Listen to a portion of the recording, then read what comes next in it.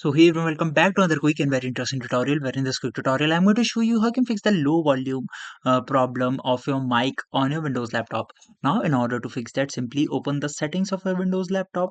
Now here in the settings, simply search for sound in the top section, and or you can go to the systems and go to the sound manually.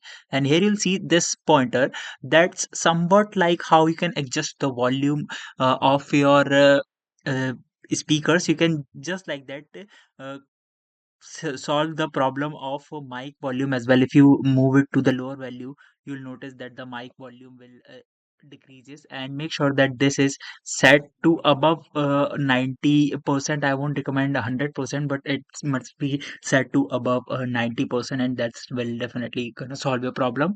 And if it does not, you can simply troubleshoot your problems as well.